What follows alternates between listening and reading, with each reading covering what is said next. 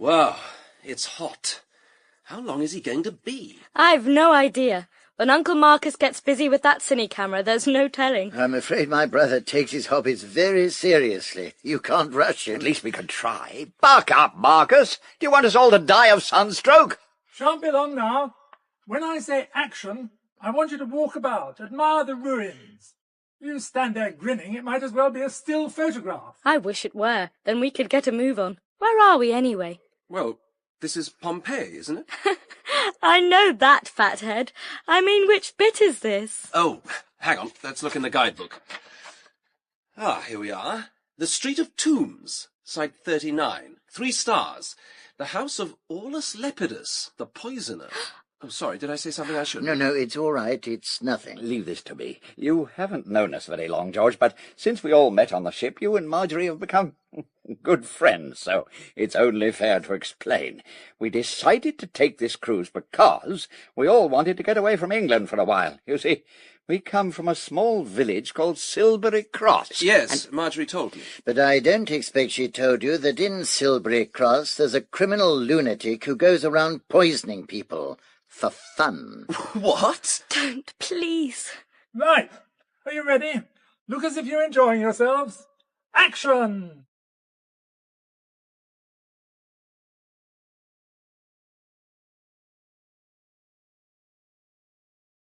We present Donald Sinden as Dr. Gideon Fell in The Black Spectacles by John Dixon Carr.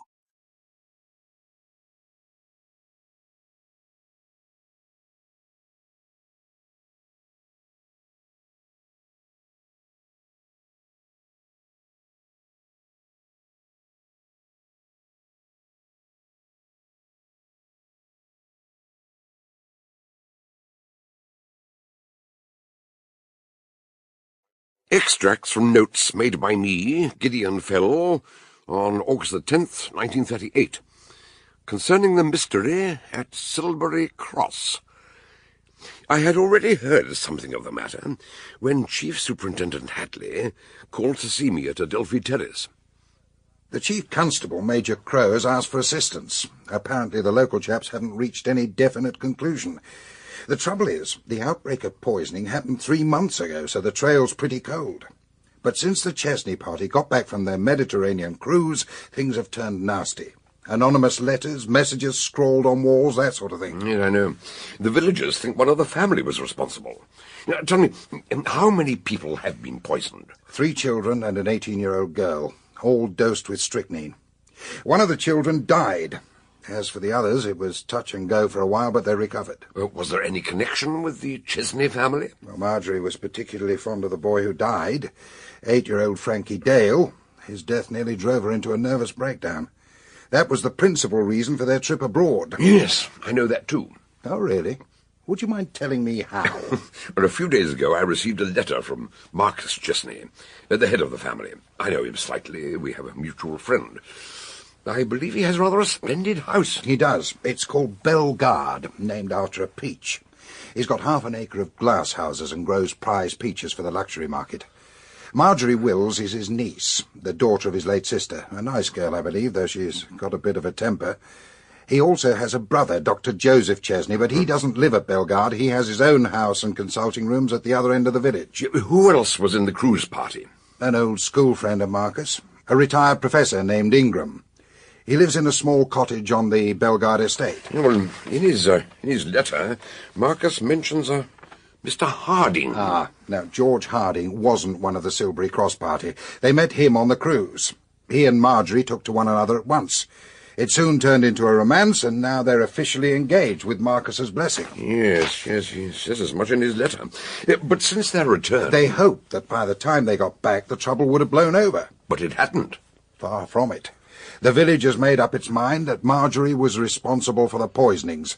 They're all up in arms, demanding she should be arrested, although there isn't a shred of evidence. Yes, Marcus wants me to clear her name. And Major Crowe wants me to find the poisoner. Which would seem to indicate a certain amount of teamwork. When do we start? I should be able to get away early this evening. Even so, Silbury Cross took some time to find. A thick fog reduced our progress to a steady crawl. When we finally reached the local police station, it was nearly 11:30. Major Crow, I must apologise for keeping you waiting, but visibility was practically nil. And in these narrow country lanes... Well, it can't be helped. At least you're here now.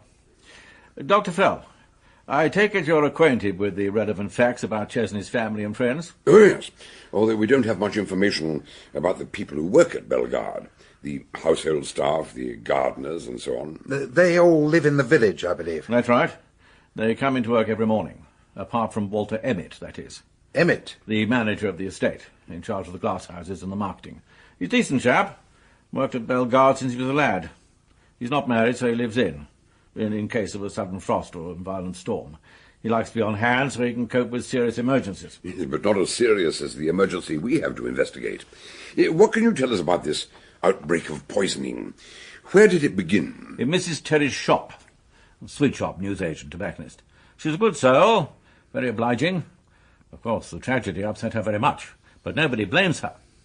It's not her fault if some lunatic doses chocolate creams with strychnine. You mean someone went in and deliberately... introduced poisoned sweets among the ones on display? Yes, I'm afraid so. How were they displayed? In a glass case? On top of the counter were two open boxes. One of chocolate caramels, the other chocolate creams. If you wanted something from one of the shelves behind the counter, Mrs. Terry would climb a pair of steps to fetch it. Now, while her back was turned, it would be easy to drop the chocolates you'd already poisoned into the open box. And when do you think this took place? Friday, May 27th. We can be fairly certain of that because Thursdays, being market day, are always busy, and she'd nearly sold out of chocolate creams. She had to put out a new box first thing on Friday morning, and there were no reports of any illnesses on the Thursday night. So the poisoned sweets must have been planted sometime on the Friday. I don't suppose you have a list of the customers who visited the shop on that particular day? We've done our homework. Sergeant Harris has the names. I warn you, it's a long list. Any members of the Chesney household? Yes. Marcus Chesney went in for cigarettes. Dr. Joe Chesney bought some pipe tobacco. And neither Professor Ingram nor Walter Emmett went in. How about Marjorie Wills? I was just coming to that. She'd been to the grocer's, where she happened to see young Frankie Dale. Now, according to another customer, she said, "Frankie, will you run down to Mrs. Terry and buy me some chocolate creams?" And she gave him the money. He ran all the way there and back, and when he gave her the sweets, she said, "They're for you. It's a thank you for sorting out that muddle over our Sunday paper last weekend." Frankie always delivered their newspapers. What about the other children? There were two others, I believe. Well, just before the shop closed, Doris Carter, who works as a nursery maid for the Andersons, came in with their two children and bought some chocolate creams. After supper, the children were allowed one each and complained that they tasted bitter. Now, when Doris tried one herself, she decided they'd gone bad and put them aside to take back the next day. That night, all three were violently ill. But they recovered, thank God. Tell me about the boy Frankie. Unfortunately, he wasn't so particular. He wolfed the lot. The cramps started about an hour later, and he died in terrible pain at 10:30 that night. Poor little devil. How about the Andersons' chocolates? Were they sent away for examination? Naturally. They'd been carefully injected with strychnine through a hypodermic syringe. The needle marks were almost invisible. But where would Marjorie have got a hypodermic, let alone a quantity of strychnine? She's very friendly with Dr. Joe. Always in and out of his house. He does keep strychnine in his surgery, and he might have left a few grains lying around. Well, as I say, since they all got back from their trip abroad, local feelings have been running wild. They know Marjorie gave the lad chocolates, and they're out for blood. Yes, Marcus wrote to me the other day, asking for help and advice. He says they're threatening to smash up his greenhouses. He marched in here demanding instant results. If we couldn't solve the mystery, he'd do it for us. Then he began asking a lot of silly questions. What sort of questions? Oh, he wanted to know the exact size of the chocolate boxes on Mrs. Terry's counter. When I said I didn't know, he told me I lacked the power of observation, like everyone else. Yes, that's one of his pet theories. He says most people are incapable of describing what they see. In fact, he's challenged me to... Come in. Excuse me, sir. Telephone call from Dr. Chesney. He must speak to you right away. Right. Back in a moment, gentlemen. He wasn't gone very long, but by the time he came back, his manner had changed. His face was very grave. Sorry to have kept you waiting, but I'm afraid the situation has developed dramatically. Joe Chesney tells me that his brother Marcus is dead. Marcus? Apparently poisoned with cyanide. And, well, I can scarcely believe this myself, but... Go on. He also says 3 people watched Marcus being poisoned, right in front of them. But not one of them can say what happened.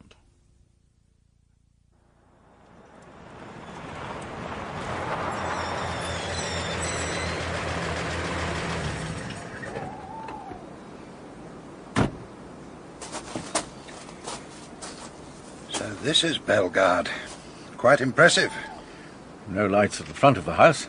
There's a blaze of light across the lawn, over to the left. Ah, that'll be the music room. The French windows must be open. Come on.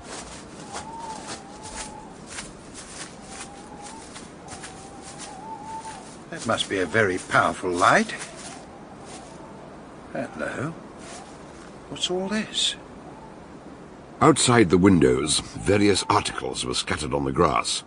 A slouch hat, a long raincoat, a brown muffler, together with a pair of dark glasses, and a black Gladstone bag. Entering the room, we found a man sitting at a table, lit by a brilliant photo-flood lamp, and we recognized the smell of bitter almonds. Marcus Chesney was slumped in his chair, his face purple and swollen, with traces of froth on his lips. There were 2 objects on the table, a pencil and a box of chocolates with a pattern of flowers on the lid. A wall clock showed the time. 12:45, which according to my watch is correct. Major Crow? Oh, thank God you're here. Chief Superintendent Hadley, Dr. Gideon Fell, Dr. Joseph Chesney. How do you do? So tell us, what the devil's been going on? Well, I wish I could. I wasn't here when it happened, and as soon as I arrived, I had to go upstairs to attend to another emergency. Walter Emmett. Emmett? You don't mean he's... No, he's not dead. He's got a severe concussion, a nasty crack on the back of his head. How on earth did he get that? Look, would you mind if we moved into the other room? I thought I was beyond squeamishness, but when it's your own brother, it's I'm sure we can appreciate that, and the ambulance will be here soon. After you, Doctor. We followed him through a curtained arch into the connecting room. The curtains were wide open, with 3 chairs standing in a row, facing the grisly scene.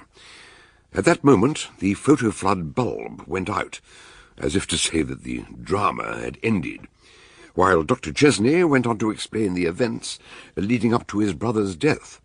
I was here earlier when the argument began.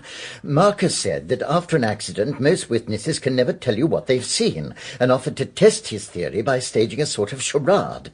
But I had to visit a patient at the other end of the village, a difficult confinement. Now, he said the show wouldn't start till midnight, so I said I'd try to get back if I could.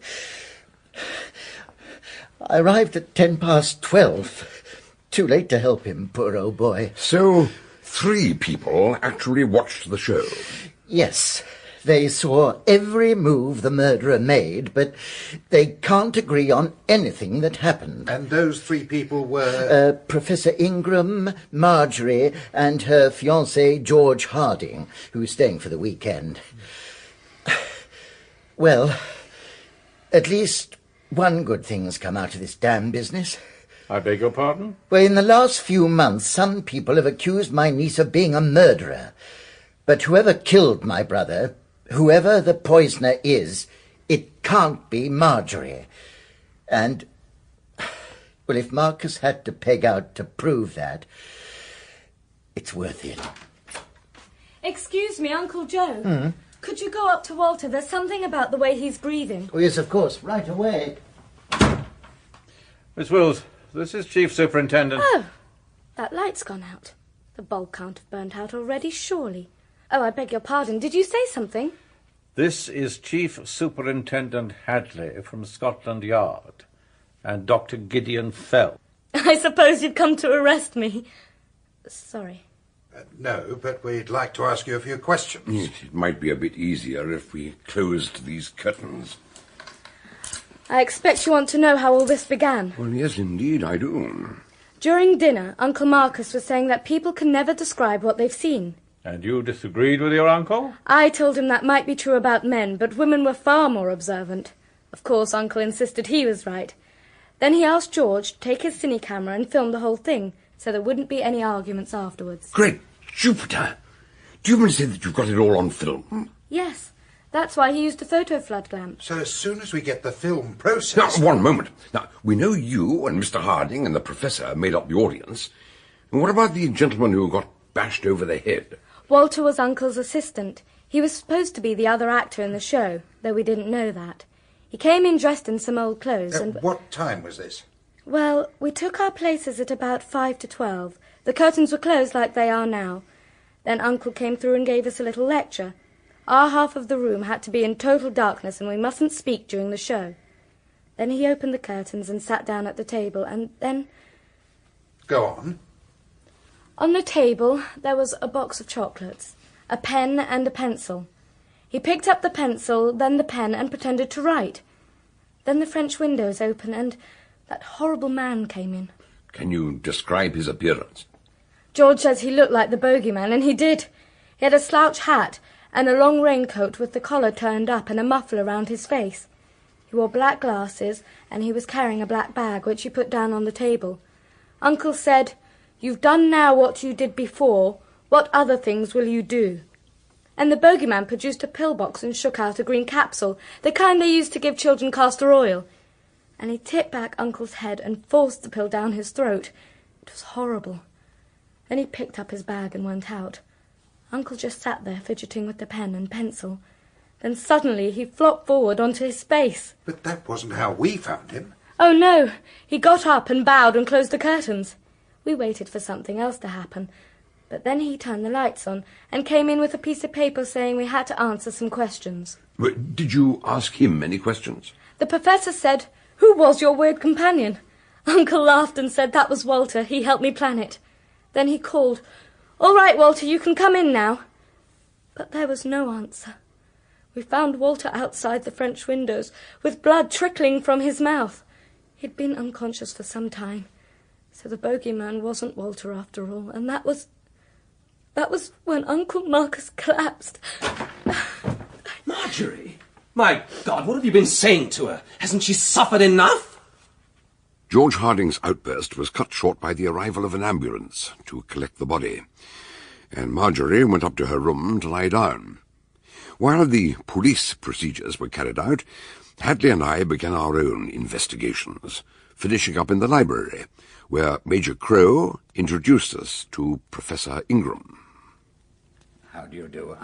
I was about to say this is a great pleasure, Dr. Fell, but under these circumstances, well, you know what I mean. I do indeed, yes. We're sorry to intrude on you at a time like this. We have a job to do, I'm sure you both understand that. Of course. We're only too anxious to help. Well, in that case, Mr. Harding, perhaps I might begin by asking how long you've known Miss Wills. Well, actually, it's very strange, because we only met a few weeks ago on the ship. But I feel as if I'd always known her. I suppose it was a case of love at first sight for both of us. Oh, congratulations. And I'm told you filmed the observation test this evening. That's right. Mr. Chesney asked me to do it, and I said I'd be happy to oblige. And the film's still in the camera? I've got it here. I expect you want to take a look at it. We certainly do. We'll have it processed as soon as possible. I'll get my men onto it. And Mr. Watkins, our local chemist, is a cinefilm enthusiast. He'll see to it. Mr. Harding, may I? Of course. You are? Yeah, meanwhile, what can you tell us about the actual performance? Well, I was concentrating on the camera, keeping it focused. But I've got a pretty good eye for details. In my line of business, we have to... What exactly is your business, Mr. Harding? I'm a research chemist, working on a new method of electroplating. It's very interesting. Well, since you have an eye for details, and since we know Walter Emmett did not take part in the performance, what can you tell us about the appearance of the so-called bogeyman? Ah, that's tricky. He was heavily disguised. But nothing about him that struck you as familiar? No, not really. Professor, did he remind you of anyone? I'm afraid not. Yes, he must have been one of the household. What on earth makes you say that? Because he knew what he had to wear and what he had to do. Otherwise, Marcus would have realized right away that something was wrong. I can only assume that someone overheard Marcus and Emmett earlier, when they were making their plans. You mean one of the family circle? But that's impossible. Tonight, George and Marjorie and I were all watching the show. And Joe was out seeing one of his patients. But you were all in total darkness. One of you could have slipped out and taken Emmett's place, and returned before the performance ended. When you say one of us, since George was fully occupied with the cine camera at the time, and obviously it couldn't have been Marjorie, am I to understand that you're accusing me of murder? At present, we're not accusing anybody, but... Perhaps you can enlighten us upon another point. Marjorie says there were some objects on the table. A box of chocolates, a pen, and a pencil. When we arrived, the pencil and the chocolates were still in place, but there was no sign of a pen. Did Marcus use a pen? Yes. First he used the pencil, then the pen. I don't think so. It had a pointed end like a nib, but it was too thin for a pen. In fact, it looked more like one of those poisoned darts that savages use, with a blowpipe. Oh, for heaven's sake! Why not? It's just the sort of thing Marcus would do to fool us. But there was also a serious purpose to the whole business. It wasn't just an observation test. It was to demonstrate how the chocolates in the sweet shop could have been poisoned without anybody noticing. Did he tell you that? No, but he dropped a hint. Before we went into the music room, I drew him aside and asked him what he was up to, and he said, "Watch carefully, because you might see how the chocolates were poisoned, though I bet you won't spot it." Oh, yes, I know all about that. What do you mean? Well, I know how it was done. It was very simple. Sorry to trouble you, sir. Yes, what is it, Sergeant? Miss Wills is here. She's feeling better and she'd like to join you, if that's all right. By all means. Come in, Miss Wills. Thank you. I'm sorry I was so stupid. I'll be fine now. One other thing, sir. I'd appreciate a private word, if you can spare a minute. Very well. What is it, Harris? Sit down, my dear. Now, do you feel sufficiently recovered to answer a few more questions? Look here, is this really necessary? She's had a terrible shock. Marcus Chesney had prepared a list of questions which he intended to put to you. It was still in his pocket, and it might help us considerably if you'd try to answer those questions now. I'm sure we shall do our best. Thank you. The first question. At what time did the performance begin? Midnight. Yes, it was about midnight. In fact, it was 1 minute before midnight. I made a particular note of the time. You mean you looked at your watch? Oh, no, we were in pitch darkness, but I could see the clock on the wall behind Marcus. So could I, and I still say it was midnight. Of course, the clock could have been wrong. It wasn't. I checked that when we arrived. Yeah, but Marcus might have put the clock forward or back while the curtains were closed. That could have been another of his little tricks. No, it couldn't. You can't alter the time on that clock. Somebody broke the little spindle that turns the hands. It's never been mended. Besides, what difference would it make? It would make a big difference to the alibi of someone who wasn't here at midnight. You mean, surely you're not suggesting... No, well, let's try the next question.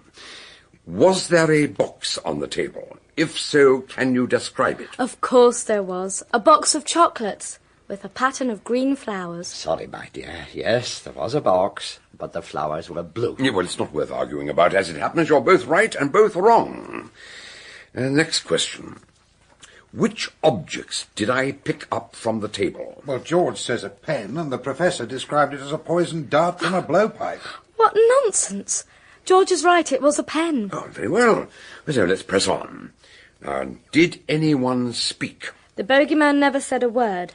But as I told you, Uncle said, "You've done now what you did before. What else will you do?" That was all. Not quite. When the stranger first appeared, George said something. You whispered, "Here comes the bogeyman," didn't you, George? Do we have to keep going over and over it? How many more questions are there? Only one more. Did the intruder remove anything from the table? No. No. I'm sorry. When he came in, he put his bag on the table, and then he took the bag out with him. Quite so. He also removed a green-flowered box of chocolates, having substituted a blue-flowered box, which is there now. The first box is still inside the Gladstone bag. When the ambulance arrived, I took the opportunity to examine the objects outside on the lawn. The black bag has a false bottom, with a concealed spring in the handle, the kind that conjurers use to make things appear and disappear. That's how the trick was done. And, as Marcus hinted, that is how a box of poisoned chocolates replaced the ones in Mrs. Terry's shop. Well, Superintendent, how are you getting on? Slowly but surely. Dr. Fell's made an interesting discovery. And I think we've established that all the members of the household have a cast-iron alibi for the time of Marcus Chesney's death. Oh? Well, that does surprise me, because Sergeant Harris has also made an interesting discovery, which indicates that the murderer is either a member of the household or closely connected with it. I don't understand. In one of the bathrooms, he found a medicine cabinet containing a box of castor oil capsules. Well, that's hardly surprising. They're common enough. Yes. But tucked away at the back of the shelf, he also found a 1-ounce bottle of prussic acid. Ah. Mr. Harding, you're a research chemist. Do you use that sort of thing in your work? No, I do not. But I expect you could make it. Well, yes, of course. So could anyone. It's not that complicated. Very well. By tomorrow, we should have a great deal more information. There's every hope that Walter Emmett will have regained consciousness and be able to answer some questions. And Harris tells me that Mr. Watkins will have the cinefilm ready to show us tomorrow morning. I'm delighted to hear it, though of course it won't be tomorrow. Since it's now 1:30 a.m., tomorrow is today. Good morning. Do you realise it's after 9 o'clock? I thought you were an early riser. So I am. As a rule, I had a broken night. Well, cheer up. You'll feel better when you've had something to eat. For a simple village pub, they do a magnificent breakfast. Grilled ham, devilled kidneys, eggs, sausages, fried tomatoes. Oh, no, please, not for me, thank you, no. In the usual way, I enjoy a cooked breakfast as well as anybody. But in the atmosphere of a bar parlour, last night's cigarette smoke and the smell of stale beer, I shall content myself with a strong cup of tea. Allow me. What kept you awake then? There. I slept until 3, then woke up with a start and said to myself, "Oh, Lord, oh, Bacchus, what a blind fool I am." Really?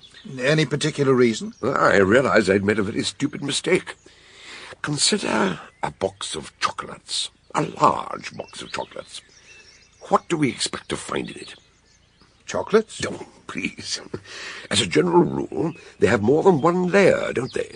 2 at least, or even 3. Yes, I suppose so. What about it? We've been imagining that someone slipped the poisoned chocolates into an open box on Mrs. Terry's counter. But we know now that it wasn't like that. Our murderer replaced one box with another. So, what was to stop him putting the poisoned chocolates into the 2nd or 3rd layer? Which means that they could have been in the shop for several days before anyone reached the ones that had been doctored. Whenever the poisoner took them into the shop, I'll lay you odds it was well before the fatal 27th of May. Oh, thanks very much. You realise that leaves us worse off than we were before. Now we have no idea when the murderer went into the shop, except that it wasn't the one day the police have been concentrating on. True, yes, up to a point, but we are not worse off than before. This could lead us to the answer. How? We know that our murderer must have gone in with a large Gladstone bag, similar to the one that Marcus used in his performance. Now, hang on. We still don't know how the dickens Marcus got hold of a thing like that. By mail order, I imagine, from one of those firms selling magic paraphernalia. It's simple enough. But since we are pretty sure that the murderer was someone known to Mrs. Terry, it would have aroused her curiosity if he'd placed a large black bag on the counter. She'd say, "Going away somewhere, sir, are we? Off to London, are we?" And even if she didn't say it, the incident would stick in her mind. Unless... Oh, I see. Unless the murderer was somebody who often carried a black bag, in which case she wouldn't give it a second thought. Yes. And who usually carries a thing like that?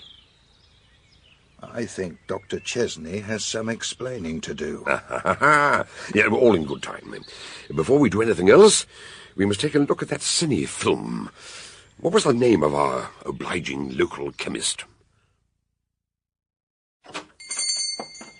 Mr. Watkins? Good morning, gentlemen. What can I do for you? I believe you're expecting us. My name's Hadley, and this is Dr. Gideon Fell. Good morning. Ah, yes. Come in, Superintendent, Dr. Fell. And is the film ready to be seen? I hope you're not about to tell us that the young man with the camera left the lens cap on. Oh, no, nothing like that. Now, I have the projector ready and waiting upstairs in my little den. Now, the processing took rather longer than I'd anticipated. Yeah, the film was slightly underexposed, but I managed to correct that eventually. My dear chap, you must have been up half the night. You have my deepest sympathy.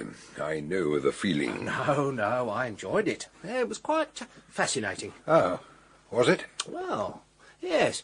You understand, I had to run the film once or twice to make sure it was all right. I hope I didn't do wrong. Well, not at all, provided you don't tell anyone else what you've seen. Oh, certainly not. No, mum's the word, as they say. But you've certainly got some unusual things on that film. Clues, I suppose you'd call them. Most unusual. Unusual? In what way? Well, the second thing Mr. Chesney picks up and pretends to write with, I wasn't sure at first, so I stopped the film and took a magnifying glass to the screen, and it was so absurd that... Quiet, please. What? I thought I saw a shadow at the window. Someone outside. Oh, perhaps I was mistaken. I'm sorry. You were about to tell us... No, one moment, if you please. Now, Mr. Watkins, let me ask you about your stock in trade. Now, how are you off for poisons? Poisons? Yes. Do you have any prussic acid? How about potassium cyanide? Oh, no prussic acid, sir. I do carry 1 or 2 preparations containing potassium cyanide, but I haven't sold any for 18 months or more. I can show you the register if you like. No, that won't be necessary. But tell me, do you also sell photo flood lamps? Oh, yes, indeed. Oh, splendid. Now then, if I bought one and kept it switched on, how long would it be before it burned out? Oh, but you're not supposed to do that. No, you should switch it off as soon as you've finished the photographic session. Yeah, quite so. But let's assume that I'm being particularly stupid. How long? Well, I'd say well over an hour at least. Excellent, yes. And did anyone from Bellegarde buy one of those lamps? Let me see. Oh, yes. Round about this time yesterday, Miss Wills came in and asked for one. Oh, good gracious. Talk of the devil. Oh, I beg your pardon. I shouldn't have said that. I didn't mean anything. Miss Wills? What's wrong? Nothing. I thought I saw... Oh! My front door! Half brick. Stand back, please. My dear, are you all right? Mr. Watkins, can we have a chair? Don't bother. I'm not hurt. And I should be used to it by now. They all hate me. Here you are, if you care to sit down. Now, take deep breaths. Everything's all right now. All right. Look at that broken glass. I mean, why did they have to smash my front door? It's not as if I'd done anything to deserve it. What do you mean? You think I have? Now, steady now. Deep breaths. No luck. Whoever it was, he legged it. I'm sorry. I should have known better than to... Well, perhaps you could tell us why you're here. I had to come and find you. Major Crow's at Bellegarde. He wants to see you right away. Why? What's happened? Something so terrible. Walter Emmett. Poor Walter. He's dead. I'm very sorry. I suppose the concussion was more serious than anybody... No, you don't understand. Uncle Joe says someone must have gone into his room during the night with a hypodermic full of prussic acid and injected it into his arm. I've met the powers of hell before now, but never when they moved with such deliberate and thoughtful care. One thing I don't understand. The Major knew we were here. Why didn't he telephone instead of... He tried. I mean, he asked me to phone you, but this line must be out of order. Well, could you try your phone, Mr. Watkins? Yeah, of course. Miss Wills, I'm so very sorry. Oh, I don't know what to say. Hello? Operator. Yeah, I was just checking the line, but it seems to be all right now. Sorry to have troubled you. Don't hang up. Get on to Bellegarde, would you, please? I'd like to speak to Major Crow. Is it possible to take the phone through into the back room? Yes, of course. I'll lead the way.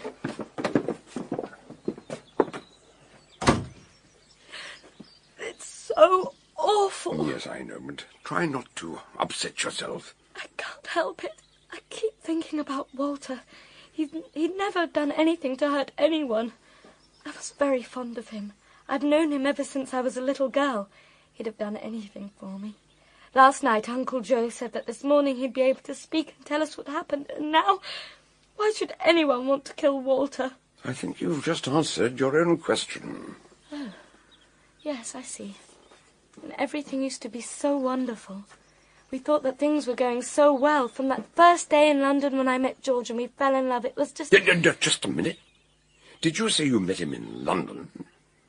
Damn, I'm such a fool. Oh, what does it matter? Why shouldn't you know? I can tell you the whole story now. Now, last night George said he felt as if he'd known you for a long time. I take it he had. Yes. We met in London early last year when I was taking an art appreciation course, and we fell for one another right away. I didn't tell Uncle Marcus because I knew he wouldn't approve, but when George asked me to marry him, I thought if Uncle found out we'd been meeting secretly, there'd be a terrible ruction. So when he planned a holiday abroad, I persuaded George to book a ticket on the same cruise. He'd been working very hard. He really needed a holiday. And you pretended to meet accidentally. That's right. And everything worked out so well. Uncle really took to him. They all did. Thanks, Mr. Watkins. I'm sorry to have kept you waiting. I spoke to the chief, and he's coming over right away to watch the film. Did you explain that Marjorie was here? Yes. He's arranged for the police car to take her back to Bellegarde. Look, I'm afraid we can't invite you to stay and watch the film, Miss Wills. We haven't seen it ourselves yet. That's all right. I'm not sure I want to see it anyway. When Major Crow arrived and Marjorie went back to Bellegarde, Mr. Watkins, having repaired his front door as best he could, took us up to his den, where we sat facing the screen. He pulled down the blinds to darken the room, then took up his post beside the projector. Ready when you are, gentlemen. Now, before we start, what do we expect to see? We expect to see our murderer, though I'm not sure we shall be able to identify him. What do you think, Dr. Fell? I think on some points I'm certain what we shall see. On other points I'm uncertain what we shall see. On any remaining points, I don't give a tinker's cuss what we see, provided we are allowed to shut up and see it. Oh. Right. Well, carry on, Watkins. Very good, sir. Nothing but blackness. No, a chink of light. As Marcus opens the curtains. The picture's a bit wobbly, but Mr. Harding admitted that he was not an expert cameraman. That's more like it. Settle down. Marcus sits at the table. Well, luckily the focus is sharp. You can even see the clock. 1 minute before midnight. The professor was right about that. He's picking up the pencil. That's what he's going to write. Now he's picking up the pen. No, is it a pen? No, wait a minute. Stop the film. Ah, you spotted it. I thought you would. It does look a little bit like a pen nib, but... It's the minute hand from a clock. In fact, it's the minute hand from that clock on the wall. But you can see both hands on the clock. What appears to be a minute hand is the shadow of the hour hand. Marjorie, sitting in the middle, said it was midnight exactly. The professor, sitting on her right, said it was 1 minute before midnight. All Marcus had to do before the show began was to unscrew the minute hand and put it on the table. When it was over, he replaced the hand before opening the curtains to take a bow. The question is, what was the time exactly? Well, the hour hand's pointing to 12, so... But the hour hand moves so slowly. I mean, it could have been anything between 5 to and 5 past. Which means Dr. Chesney's alibi is shot to blazes. Well, that's true. If he left his patient at midnight, or a few minutes before, and he said it was 10 past when he got back, at that time of night he could easily have got through the village in 15 minutes. If he'd overheard Marcus and Emmett making plans earlier, he could have seized the opportunity. But he'd have to kill Emmett as well, because Emmett would have known the trick with the clock. And unlike anyone else, Joe Chesney knows how to use a hypodermic needle. Right, Doctor? But I'd like to see the rest of the film. Mr. Watkins, would you mind? Oh, yes. Yes, certainly. And here comes the bogeyman. He looks directly into the camera. Could that be Dr. Chesney? Hard to say. He's turning away, putting his black bag on top of the chocolate box. Which is when he switched the boxes. Now Marcus is saying something to him. Something like, you've done what you did before. And now he's taking out the pill box, tilting back Marcus's head, giving him the capsule. Now he's going out, and that's the end of it. Well, it's got to be Dr. Chesney. No one You else... can't pin it on the doctor just because he had a shaky alibi. You have no proof. And what motive did he have to kill his brother? Marcus was a rich man. I dare say the estate will pass to his immediate family, right, Major? I believe so, yes. Well, thanks for your help, Watkins. And if you ever breathe a word of anything you've seen or heard in this room, I shall personally come round here and break your neck. Understood? Oh, yes, Major. Mum is definitely the... Right, I asked my driver to come and pick us up. The car should be waiting down below.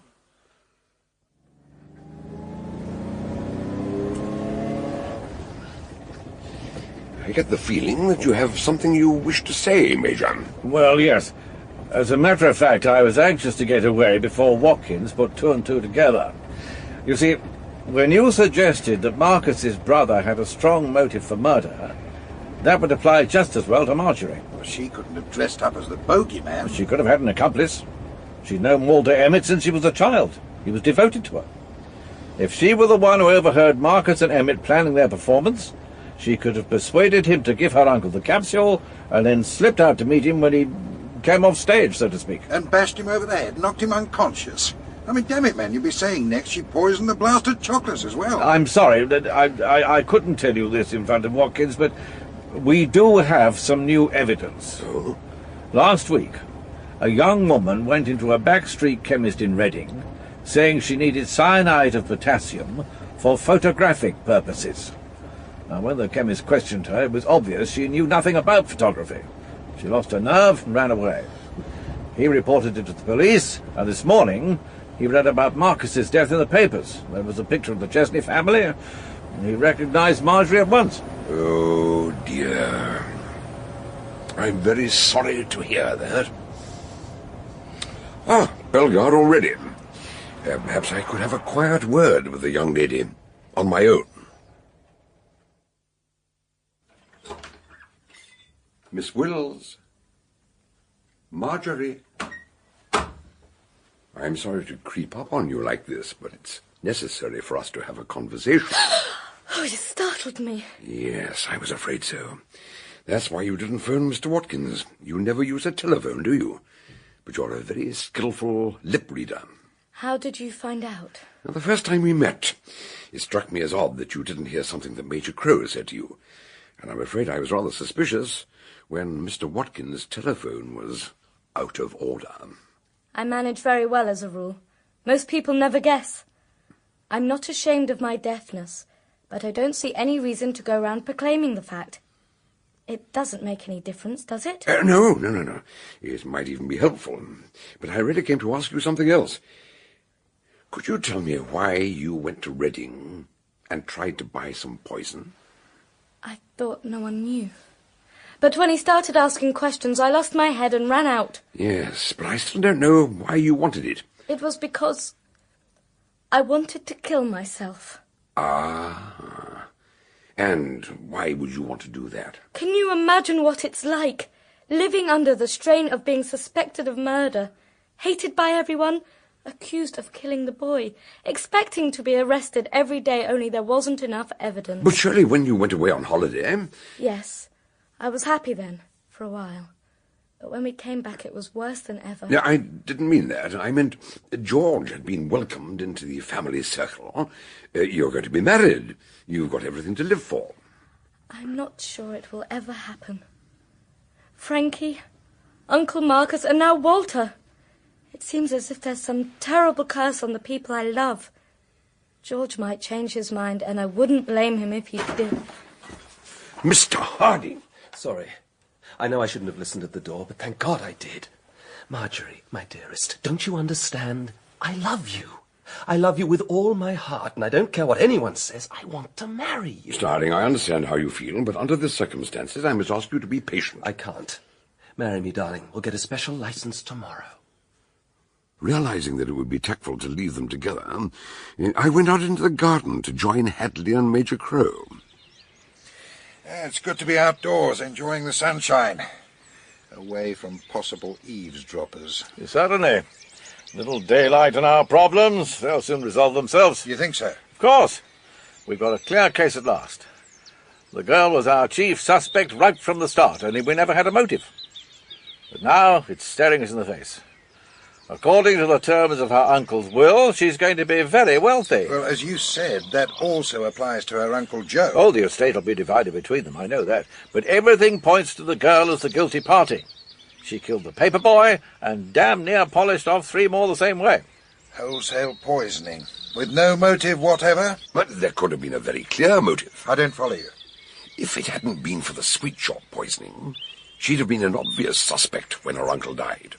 But if she'd already established a maniac poisoner in the village, it might have deflected our suspicions. And now we know she went to buy some more poison. That suicide story is just eyewash. Well, we know she tried to buy poison. We also know she failed. So how did she get hold of prussic acid, let alone strychnine? Oh, her boyfriend's a research chemist. Oh, I admit Harding seems to be a pleasant young chap, but there may be more to him than meets the eye.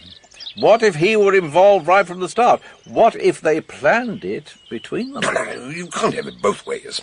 First she commits murder in cahoots with Emmett, then she kills Emmett and commits another murder with Harding. You can't have her playing ringer roses with every man she meets. But just now you agreed with me. You said she started poisoning as a sort of smokescreen. I said she could have done that. Anyone could have done that, including the actual murderer. So you don't believe Marjorie Wills is guilty? Absolutely right. I don't. She had no more to do with these crimes than you have. Well, I don't understand. Well, what you must remember is the psychology of our murderer.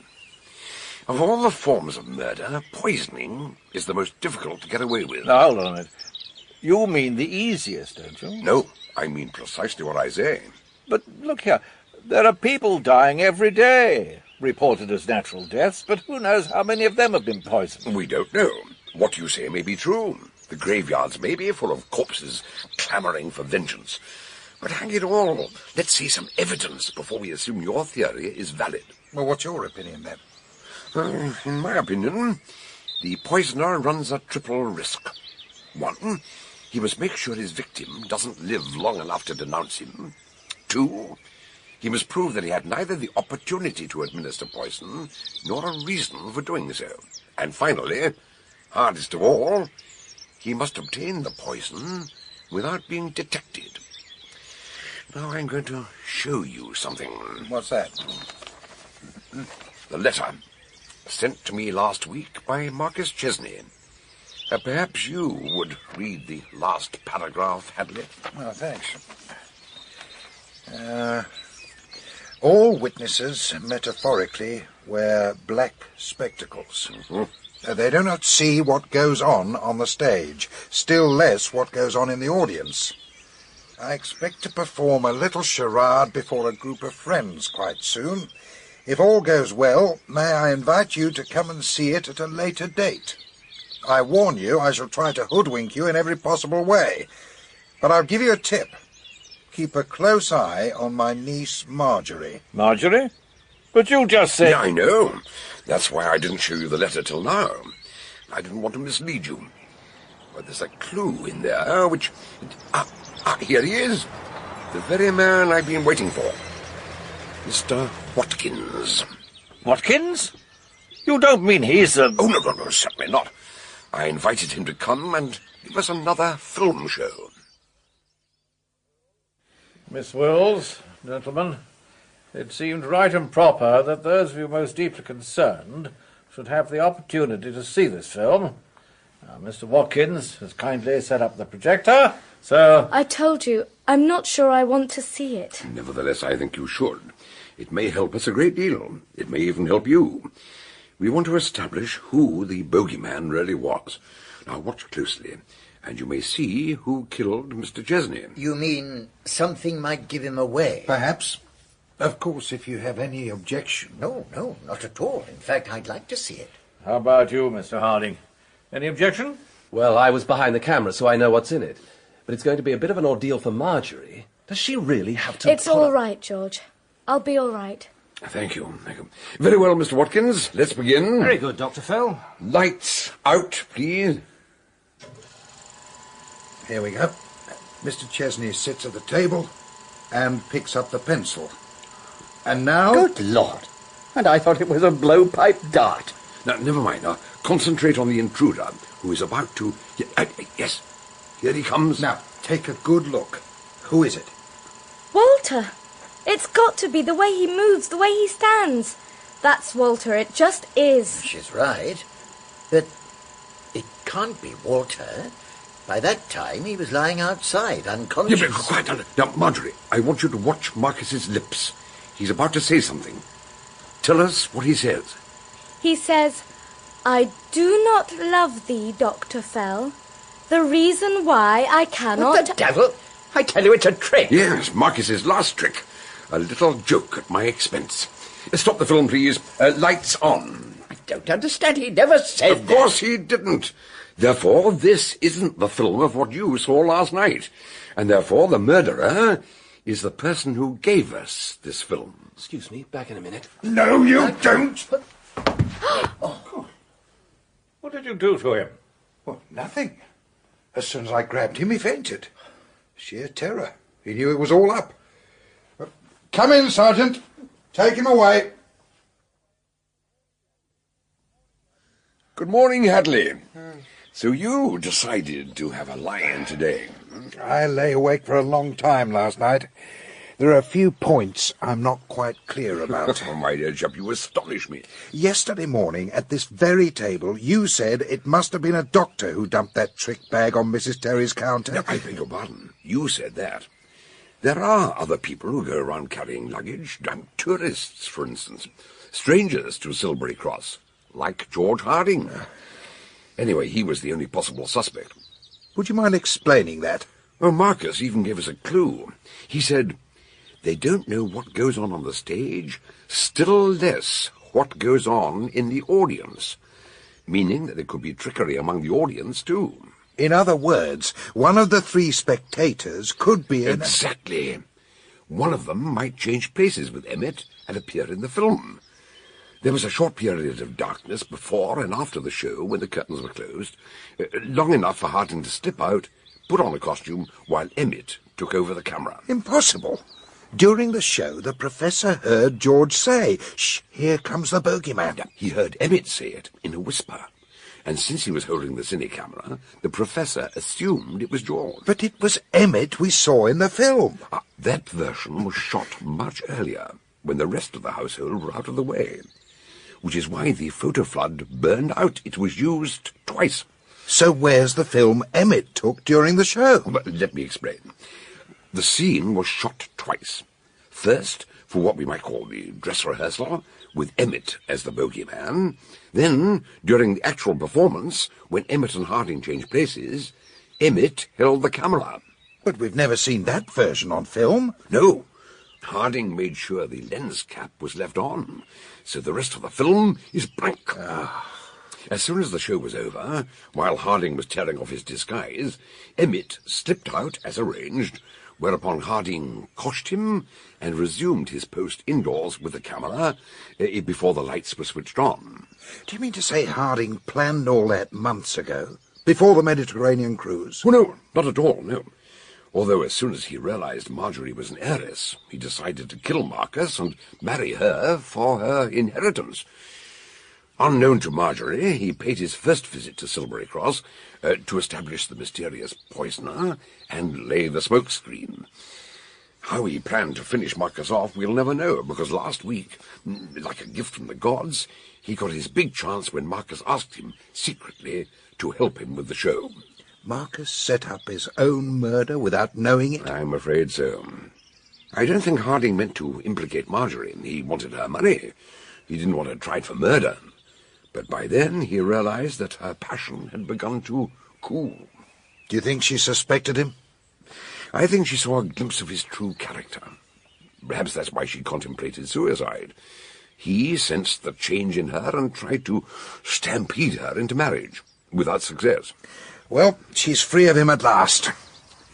What do you think she'll do? My guess is that she and Dr. Joe will put Bellegarde on the market. A lovely house, but it holds too many unhappy memories. I hope she'll make a fresh start, build herself a new life. I think she deserves it. Breakfast at last. This morning I ordered the entire menu with 2 eggs and extra fried bread. I think I deserve it.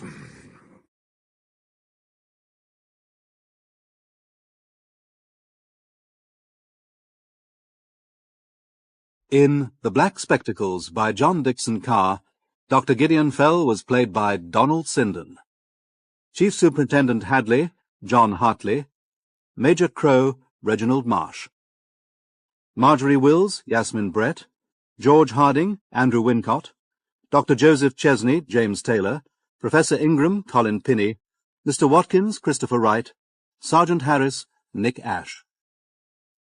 The Black Spectacles was dramatized for radio by Peter Ling and directed by Enid Williams.